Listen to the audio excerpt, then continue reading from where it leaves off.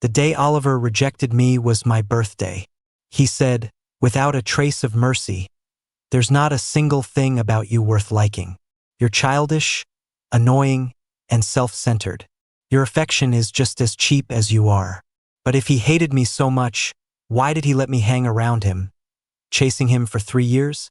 I got into a car accident on the way home. With my last bit of consciousness, I made a wish to the heavens. If I could do it all over, I would never love him again. When I opened my eyes, I had been reborn. I was back on the day I'd planned to confess to Oliver. Flowers, candles, and a cake. So tacky and cliché. I stared blankly at the scene I had so carefully prepared. A self-mocking smile spread across my face. In my past life, I had presented all this cheap stuff to Oliver, full of hope. He rejected me without a second thought. His eyes showed a mix of resistance and coldness. "Eric, I could never be in a relationship with you. I was such an idiot. How could I have ever thought Oliver would be impressed by any of this?" "Hey, Eric, when are you going to confess to your crush?" "Yeah, want us to help?" My roommate's familiar voices pulled me back, and the feeling slowly returned to my numb fingertips. "I'm not." My roommate was confused. "What? I'm not going to confess to him." I raised my hand and swept the flowers into the trash can. "And from now on, I'm done chasing him." "What?" My roommate looked at me in disbelief. "Eric, did you get possessed or something?" "Yeah, something like that. And don't mention his name to me anymore. It just makes me feel sick hearing it." Looking back on it all made me cringe so hard, like I was being publicly humiliated on repeat. I opened the cake box on the table. "Let's not waste it. You guys want some?" No, what if you regret this later?" I sighed, exasperated. "I really won't. But this sudden personality transplant is freaking me out." "What the hell happened to you? Did something happen?" "I don't know." I gave a faint smile. Maybe I just woke up and saw things clearly. I was almost afraid to close my eyes, scared that when I opened them, this would all turn out to be a dying illusion. I was reborn. I was really, truly reborn. Was it because my resentment and regret before I died were so strong that even fate couldn't stand it and decided to give me another chance? Fine by me. This time I'm going to live my own life. I'm definitely not going to orbit around Oliver like a lovesick idiot anymore. The next day, I walked into the classroom. A group of people were huddled in a circle, arguing loudly. "You lost. Pay up. $20. The hell I lost. Who knew the simp wouldn't even confess yesterday? My bet was that he'd confess and fail. It's a push. Get it? Hey, you can't weasel out of it like that." Listening to their jeers, Alex tugged on my sleeve, looking uneasy. "Jules, let's go. Don't listen to these assholes. It's fine." In my past life, I would have immediately jumped in and started a fight with them. But this time, I couldn't even be bothered to interact with them. I had no intention of starting trouble, but trouble found me anyway. Rick walked up and blocked my path. Well, if it isn't Eric, king of the simps. "Thanks to you, I lost a month's worth of spending money. What are you going to do about it?" Rick was one of Oliver's good buddies and had never missed a chance to mock me. All thanks to Oliver, of course. Since Oliver couldn't stand me, Rick naturally wouldn't be nice to me either. The corner of my mouth twitched into a slight smile, but my eyes were cold. "What does a bet you made have to do with me?" A flicker of confusion crossed Rick's face. He was probably wondering why my usual fiery temper had suddenly vanished. "You?"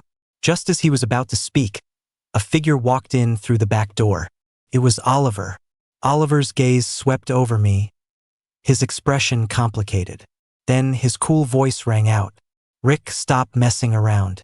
The moment he spoke, the crowd that had gathered to watch the show scattered. I let out a small, contemptuous laugh, treated Oliver like he was air, and turned to leave. "Jules, you were so tough just now. That was awesome," Alex whispered, giving me a thumbs up. "So different from how you usually are." I just smiled faintly and said nothing. In my past life, for every class I shared with Oliver, I had to stick to his side like glue. But now, I wanted to be as far away from him as possible. "Eric, wait a second." I was stopped by Oliver's voice before I could even step out of the classroom. "It's your birthday today." My mom asked me to invite you to our place for dinner. The moment I heard that, my stomach instinctively churned. Last time, I'd brought my own cake and begged Oliver to celebrate my birthday with me. After we finished the cake, I worked up the courage to confess my feelings to him.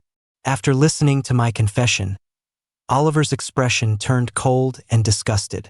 Eric, I could never be in a relationship with you. I pressed on, refusing to give up. Why? Because there's not a single thing about you worth liking. You're childish, annoying, and self-centered.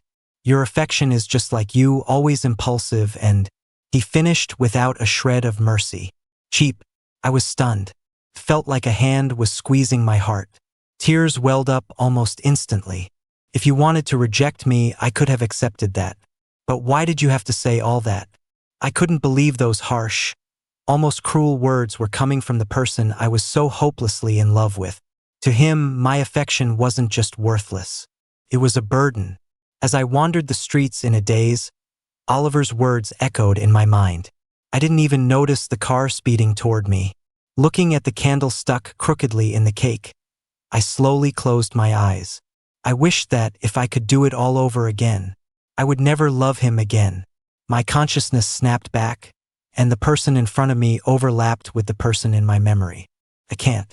With that, I tried to leave, but Oliver grabbed my wrist. My mom hasn't seen you in a while. She really misses you. I know. I'll go see her myself when I have time. I forcefully shook off Oliver's hand. I won't go back with you. I don't want to cause any misunderstandings. Oliver frowned. What misunderstandings? The misunderstanding that I still have feelings for you. Oliver's expression went blank for a second. I won't bother you anymore, and I'll try to stay out of your way. Of course, if we have class together or during the holidays, that can't be helped. I hope you understand. I spoke politely. Everything is just as you wished. I also hope you can control your friends and get them to stop with the snide remarks. Seriously, it's annoying. Oliver's lips moved. I didn't have the patience to listen anymore. It's strange. In my past life, my heart would race uncontrollably if he even came a little bit closer to me. But now, my heart felt like a pool of still water, no longer capable of rippling for him. I gave a bitter smile. Is this the clarity that comes with dying once? Oliver's grip on me was tight. So tight it felt like if he let go, I would fly away like a butterfly and disappear completely. Let go. Before I could finish, a familiar, cool voice came from behind me. Eric, it's your turn to clean the lab today. Still slacking off here? You want me to clean up your mess again? I seized the opportunity to break free from Oliver's grasp. I'm coming. I trotted after my stepbrother, Ethan. My heart started to pound uncontrollably. In my last life, I fought with Ethan because of Oliver. Our relationship was still strained on the day of my car accident. But there weren't many people in this world who were genuinely good to me, and Ethan was one of them. Even though we weren't related by blood and I was only his brother in name, he always took his responsibilities toward me seriously.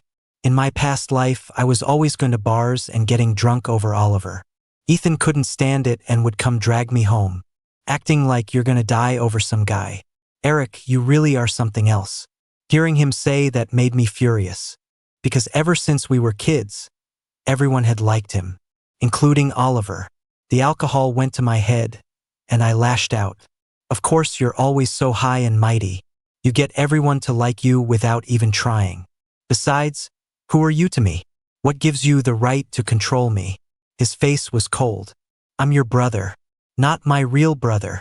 Those words cut Ethan to the core. From that day on, he never meddled in my affairs again. It's not that I didn't want to fix our relationship, but I never found the chance. Now, in this new life, I would never again take for granted anyone who was good to me. I decisively reached out and tugged on the hem of Ethan's shirt. Shamelessly, I called out to him. Bro, wait for me. As expected, Ethan shook my hand off. What are you doing? Bro, it's been over a month. Are you still mad? I was drunk that day. I'm sorry. Okay. I continued to shamelessly cling to his shirt. I resorted to the same wheedling tactics I used when we were kids. Please, forgive me. I didn't mean what I said before. I was just angry. Ethan's handsome face remained expressionless, but I could clearly see the softening in his eyes. My heart gave a little leap. There's a chance. If sorry was enough, we wouldn't need cops. I don't have time to play your childish games. Just stay here and clean the lab properly. I'll be grateful if I don't have to clean up your mess.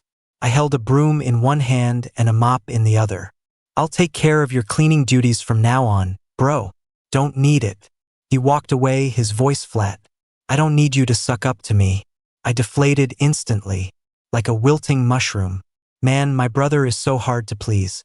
Stupid mouth. I cursed myself for running it. As I was sweeping the floor, feeling dejected, my phone suddenly rang. I answered it to my mom's explosive voice. You brat, how long has it been since you've been home?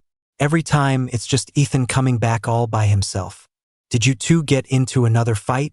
Let me tell you, you'd better be home this weekend, even if it's raining knives. Hearing that familiar, fiery voice, my nose started to sting. Mom. My choked up voice must have been obvious. My mom's tone immediately shifted to one of concern. Sweetie, what's wrong? Did someone bully you? No, I sniffled. I got into a fight with my brother, and I can't get him to forgive me.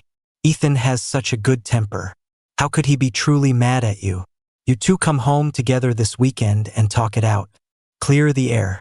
I laughed through my tears. Okay, I know. Even though Ethan was mad at me and didn't want to see me, we still had to go home for dinner together. I decided to stick to him like glue, until he finally forgave me. On Friday, I deliberately asked for an hour off to go find Ethan. When I got to his classroom, I found he had already left. I rushed to the bus stop and saw a familiar figure. I immediately sprinted over. Bro, why'd you leave so early? Are you trying to avoid me? Ethan glanced at me and gave an honest MHM. That threw me for a loop. Just then, the bus arrived, and Ethan got on without a word. I quickly followed, scrambling to sit next to him. Ethan frowned. Are you annoying or what? Nope, don't stick to me. It's hot. No. Ethan frowned, trying to push me away. The bus took a sharp left turn, and he nearly pushed me onto the floor. I froze for a second. Is my brother, does he really hate me that much? I pouted and slowly stood up. I felt a little wronged, but I also felt like I deserved it.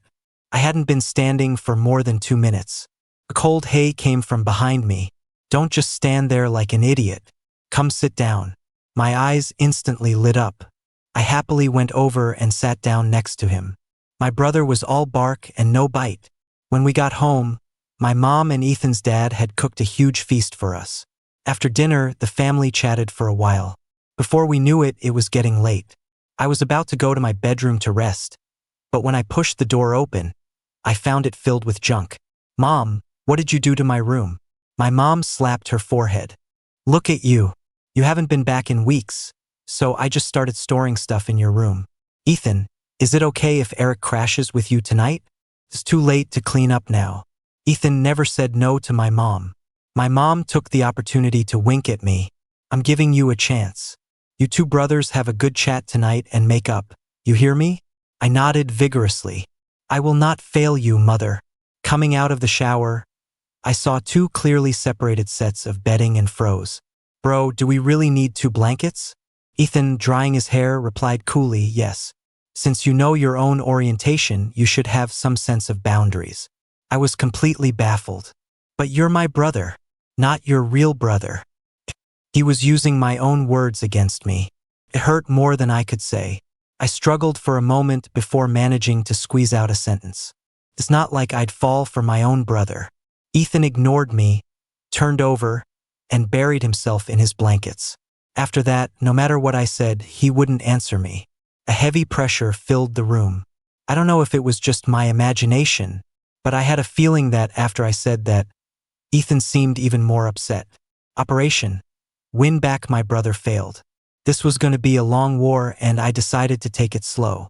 After a throwaway class on Monday, I was planning to head back to the dorm and order some takeout, but Oliver stopped me outside the classroom. Eric, wait a second. He handed me a bag. I frowned and didn't take it. What is it? A birthday present for you. Happy birthday. I hope you're happy every day. I recognized the logo on the bag. It was a building block brand I really liked. I never thought he would get me this, especially since in my past life he'd said it was childish. A new life, the person I once loved holding a gift I loved. But my heart felt no joy at all. I took the bag and asked him, "How much did this cost? Why are you asking?" Without much explanation, I took out my phone and sent Oliver $150. "Thanks for the gift. But from now on, I don't need them anymore. I don't need your gifts, and I don't need you." Behind me, Oliver's face went pale. He seemed to want to say something more, but I didn't give him the chance and turned to leave. I went to Ethan's classroom to find him, but he was gone. "Hey, excuse me, have you seen Ethan? I think he already left." I deflated. He promised he'd go home with me yesterday. Liar. I got home alone and saw a large box thrown in the living room trash can. It looked like a brand new, unopened gift box. I picked it up, it was heavy. I yelled for my mom, "Mom, who threw this box out? There's still stuff inside." My mom came out, wiping her hands, and looked puzzled. "I think Ethan bought that, didn't he? I saw him sign for a package a few days ago. It's probably a gift for you." In a flash, it was like a current ran through my brain. Don't tell me my brother misunderstood and thought I took Oliver's gift. Is that why he's mad? Oh crap. My brother can't stand lovesick fools. I had to go explain right away. I opened the box. Inside was a scarf. It was soft to the touch and looked expensive. Putting on the scarf, I shamelessly went to knock on Ethan's bedroom door. "Bro." Ethan turned around, and his eyebrows raised slightly when he saw the scarf around my neck. "Good thing I have sharp eyes. I almost lost the gift you got me." I grinned and sidled up to him. "So nice. I love it." Ethan still looked as cool as ever. "Oh really? Didn't you already get the gift you really wanted? Why would you need this one? This is the one I wanted the most. It's getting cold. A scarf is so practical. Besides, I didn't accept his gift." I showed Ethan the transaction record on my phone, emphasizing, "I bought it. I really don't like him at all anymore. I wouldn't accept a gift from him for no reason." After hearing me out, Ethan let out a little huff. He still didn't seem completely convinced. Why the sudden change of heart? I moved closer and wrapped my arms around Ethan's arm. "He doesn't even like me. Wouldn't it be pathetic for me to keep chasing him? You've been pretty pathetic before." That shut me up for a second. I immediately retorted, "So isn't it good that I'm cutting my losses now? MHM, I hope you mean it." Ethan let me hold onto his arm and didn't push me away. Breathing in his faint, pleasant scent, I felt a huge sense of security. In my last life, the person who cared about me most had carefully prepared a birthday gift for me. But my head was filled with nothing but Oliver. I had carelessly ignored them all. I buried my face in the cashmere scarf. The scarf was so much warmer. As finals approached, our professor took us to the mountains for a field trip to collect experimental samples for our data. We were required to work in pairs. The pairs were decided by drawing lots. And of all the rotten luck, I drew Oliver. I held the slip of paper in my hand and sighed internally. Is this some kind of joke? I said to Oliver, "I think I'll find someone to switch with." He stopped me. "There's no need for that. It's just one field trip. If you really don't want to be with me, we can just go our separate ways later. Even if you don't like me anymore, we can still be normal classmates. You don't have to avoid me like this, Eric." He actually had a point. I subconsciously glanced at Ethan. He was looking at me, too, as if waiting for me to say something. I waved at him. "Gotta go, bro." Ethan turned his head, leaving me with half of his cold profile. No way. Does my brother think I was swayed by a few words from Oliver again? No. Please, have a little faith in me. On the way to the collection site, my mind was still racing, trying to figure out how to placate Ethan later. I wasn't watching my step, and my foot slipped. I fell to the ground. My knee slammed against a rock, and a searing pain shot through it. Oliver, who had been keeping a safe distance from me, immediately rushed over when he saw me fall. "Eric, are you okay?" He reached out, about to lift me up. Out of the corner of my eye, I saw Ethan approaching. I instinctively slapped his hand away and recoiled. "Ethan, I yelled for him. Seeing me on the ground, Ethan strode over. What happened? I fell. Bro, can you carry me? Ethan carefully bent down and scooped me into his arms. Why didn't you let your partner help you? Well, I've got you, don't I? The corners of Ethan's lips curled up. What? I didn't hear you, I said. I yelled into his ear. I've got you, don't I? As we passed by Oliver, he was still frozen in place, stunned. As if he couldn't understand why the person who used to cling to him for everything was now avoiding him like the plague. Actually, something similar happened in my past life. It was also on a field trip. Before we left, I had a low-grade fever. But I didn't want to hold the team back, so I insisted on going. Along the way, I walked slowly. Oliver impatiently hurried me along several times, and when he saw I really couldn't keep up, he just went on ahead. I couldn't hold on any longer and collapsed. There was no one around. I wasn't discovered until half an hour later and was rushed to the hospital. When I opened my eyes, I saw a tense-looking Ethan and my worried mother. And now, I turned my head and saw Ethan's face again. He was always there for me when I got hurt. But in my past life, I had always taken him for granted. I've always been a wimp when it comes to pain. My pants were stuck to the wound. When they were peeled off, it hurt so much that tears were about to fall. Ethan stood by, watching. He brushed a finger across my cheek. Such a baby. Be more careful next time. You even fall just walking. You want me to carry you up the mountain? I muttered, I wish. The doctor said the wound needed a tetanus shot. The tetanus shot had to go in my butt. As I was taking off my pants, I saw Ethan still standing there, not moving. I felt strangely embarrassed. Bro, are you gonna watch me? He said it like it was the most natural thing in the world. I'm your brother. What part of you haven't I seen? Resigned to my fate, I pulled down my pants. The needle jab was so painful it made my eyes water. I bit my lip, swearing to myself that I would never get distracted while walking again. I looked up, my eyes brimming with tears. I found Ethan looking at me with an amused smile. After the shot, he gave my butt a light pat. Nice ass. What the hell? When we came out of the exam room, I was surprised to see Oliver standing at the door. When Ethan saw him, his smiling expression instantly turned cold. Oliver didn't notice and came closer to ask me, Eric, are you okay? I shook my head. I'm sorry, I didn't catch you. I was about to speak when Ethan cut me off. Are you done? Your mom told us to come home for dinner. He seemed to be in a real hurry to eat. I didn't say much more, just gave a couple of brief replies and left. After that, Oliver's presence became a bit more pronounced. He not only showed up in front of me frequently but also often brought me food and all sorts of little desserts, always under the guise of a gift from my mom. It was starting to annoy me. I didn't know why he had suddenly changed. It seemed to have started the day I stopped liking him. Are people really just that perverse? In my last life, I didn't get a single kind look from him, right up until my death. But now, he was bending over backward to please me. That weekend, I finished organizing my data and came out of the library. I saw Oliver waiting for me at the entrance again. I was getting impatient. Don't you have your own things to do? Oliver was silent for a moment, then handed me a USB drive. I finished organizing my data and thought I'd bring it to you on my way. I wasn't deliberately trying to get in your face, to annoy you. The way he said it made me feel like I was the one overreacting.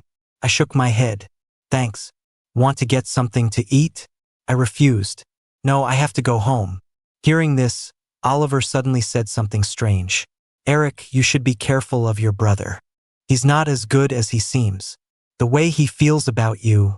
Oliver's words were cut short. I instantly blew up, interrupting him. What the hell are you talking about?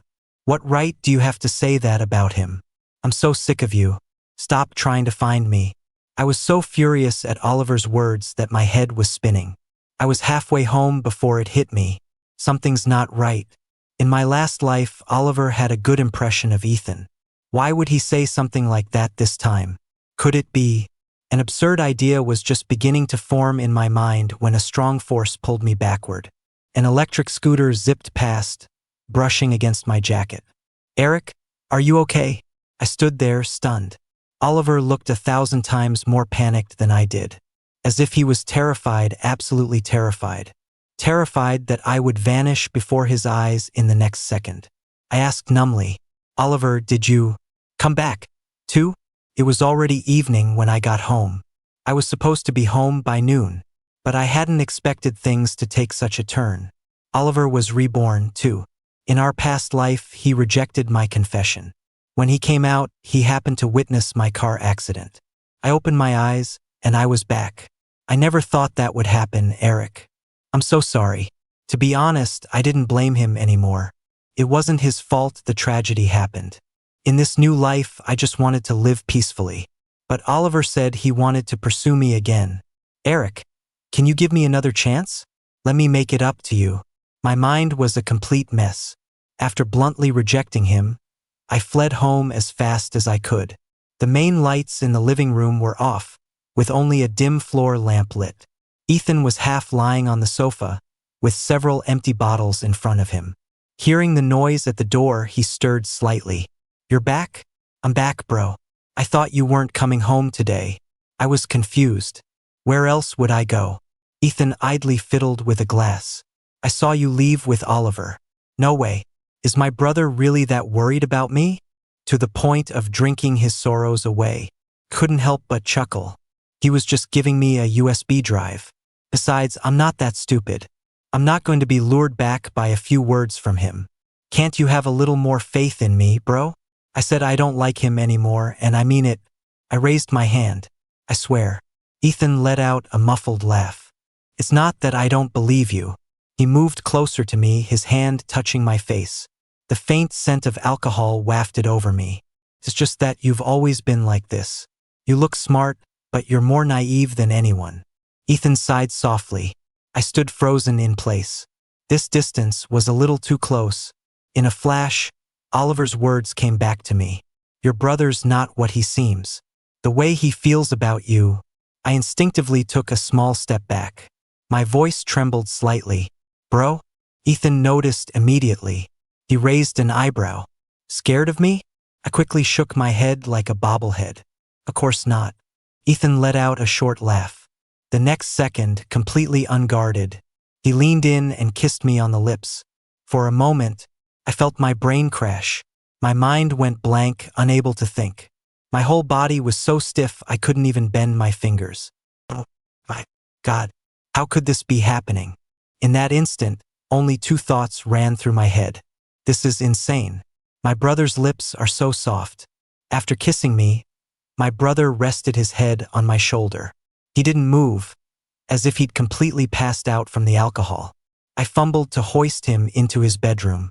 Then I fled in a panic. For the next few days, I holed up in my dorm and didn't go home.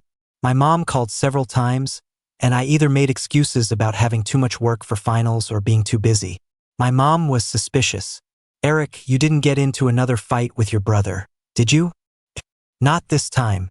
This time it was something much harder to talk about. How was I supposed to tell my mom that both her sons were gay and had even made out? But the semester had to end eventually. On the last day after my final exam, my brother was waiting for me at the school gate. He rolled down the car window, gesturing for me to get in. I felt like a puppet, every step stiff and unnatural. I had been hoping my brother wouldn't remember anything after drinking, but that was impossible. There was no way I could ignore this feeling and pretend nothing had happened. Through the rearview mirror, my eyes met Ethan's. Avoiding me? I thought for a long time, then nodded honestly. Where can you run? Ethan's voice was laced with amusement, like he was teasing a cat. You still have to come home. And you still have to call me bro. He was right. I puffed out my cheeks, angry as a pufferfish. After that kiss, my brother seemed to drop the act completely. He would stroll into my bedroom without a second thought. He'd change his clothes right in front of me, blatantly seducing me. At night, he'd insist on squeezing into the same bed with me. He'd say we were just brothers. But in reality, we were doing all sorts of things that went way beyond what brothers do. I felt shy, but strangely, I wasn't that averse to it. I even found myself craving his physical touch, craving his kisses, and magically, Neither of us ever broke the unspoken tension between us. We just let it exist, shrouded in an ambiguous veil, living together in a strange yet intimate way. During the break, our professor organized a trip on his own dime, inviting us to go skiing in Aspen. Oliver was one of the people going. I originally wasn't planning on going.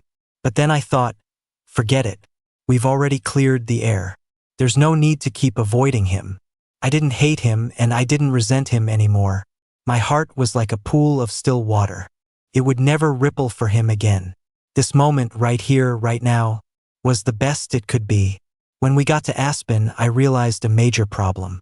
I didn't know how to ski at all. Aspen didn't have an official ski school or instructors, so I had to rely on my brother to teach me. Luckily, even though I was clumsy, I managed to get the hang of it. After soaking in the hot springs, I eagerly went skiing again. My brother teased me for being all ambition and no skill. It wasn't until the sky started to darken that we thought about heading back to the hotel. Just as we were about to leave, Ethan suddenly grabbed my wrist, his voice grave. Something feels wrong. What? Ethan didn't answer. It was then that I noticed an unsettling silence. As a snowflake spiraled down and melted on my hand, his voice became urgent. It's a blizzard. Let's go now. I had never experienced anything like it. It was a completely different feeling from the car crash. It was like being slowly cut to pieces. I could only feel my steps becoming heavier, my breathing more labored. The snow was so thick I could barely open my eyes. A new life only to repeat the same fate as the last one. That's what I thought when I saw a thick tree branch, weighed down by the blizzard, snap and fall toward me. Thump. With a muffled sound, I closed my eyes, but the expected pain never came. I opened my eyes. Ethan was shielding me with his body. The thick branch was pressing down on his back. And it wasn't just pressing on one person. Oliver, I don't know when he got there. Are you okay? Ethan's expression was calm as he shook his head. He seemed nonchalant, but the bulging veins on his forehead betrayed his pain. I was on the verge of tears. What do we do? Don't panic. Another voice came from my side. I think I can get out. The branch was pinning Oliver's leg. Although he made it sound simple, getting out was still a struggle. Besides, I didn't know how much longer Ethan could hold on. It was already pitch black. After Oliver got out, he tried to lift the branch. But it was like an ant trying to move a tree. Ethan reached out, pulled my scarf up, and completely covered my ears. Then he leaned in and whispered, "If one of us had to be left behind, would you choose him or me?" I burst into tears. Of course I'd choose you, bro.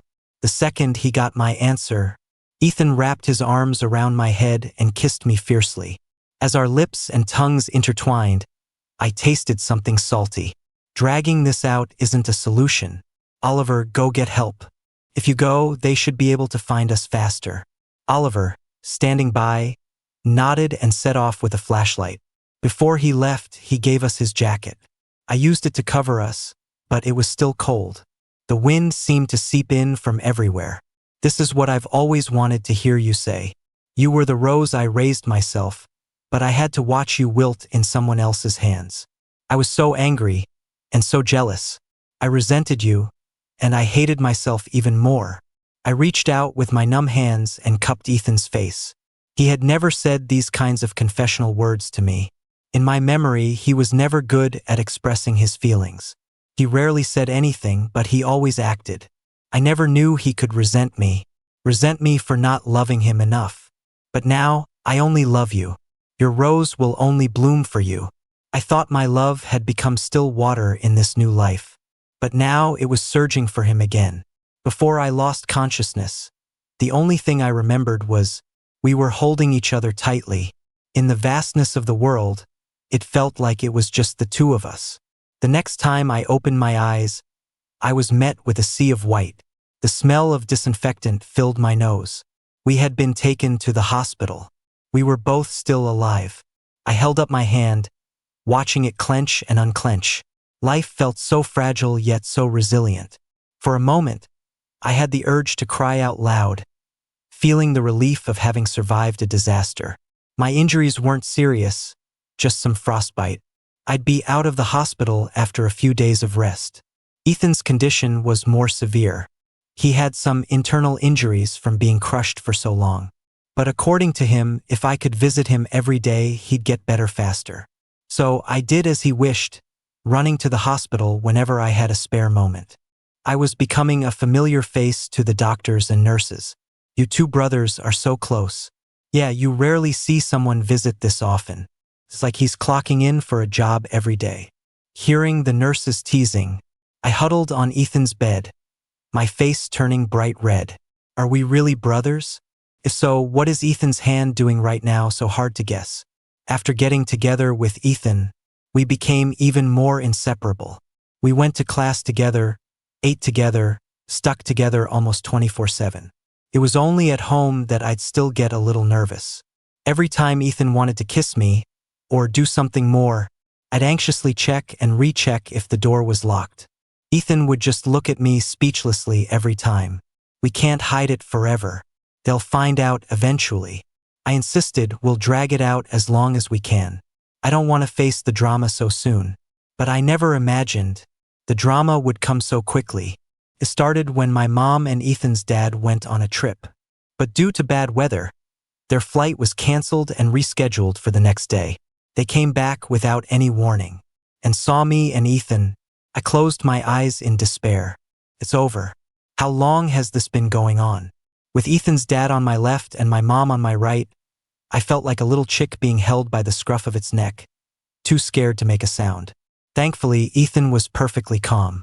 Or maybe he was just pretending. In any case, he answered calmly. About 6 months.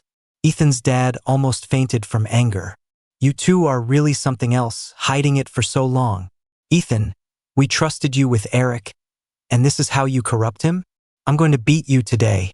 I instinctively shielded Ethan, standing in front of him. I corrupted myself. It has nothing to do with my brother. I already liked guys. The room fell silent. After a long moment, Ethan patted my butt, signaling me to sit properly. We're serious about each other. If you can't accept it, we can move out for now. But if you want us to break up, sorry, that's impossible. A long time later, my mom let out a long sigh. Forget it. We're not that old-fashioned. If you're going to be together, then do it properly. Don't be fighting all the time. Your father and I don't have the strongest hearts, you know. After that blizzard, all we want is for you two to be safe and sound. We're not asking for anything more. Ethan's dad glanced at my mom and nodded. We're old. We can't control you kids anymore. Watching them walk into their bedroom and close the door, Ethan and I looked at each other, both equally confused. That's it? The big drama was that simple? While Ethan was in the shower, my mom knocked on my bedroom door. Then, she furtively slipped me a box. What's this? You two are young and full of energy, but you need to take precautions. Safety, hygiene, you get it? My ears instantly burned red. The heat hadn't faded even after Ethan came out of the shower. What trouble did you get into by yourself? Your face is so red. No, nothing. I think I heard your mom's voice just now. What did she say? I tried to hide the box behind my back, but Ethan's sharp eyes caught it. After seeing what it was, he also fell silent. How thoughtful of her. He leaned in and kissed the corner of my mouth. Well, we can't let them go to waste. Epilogue. I never thought something like rebirth could happen to me, but it did.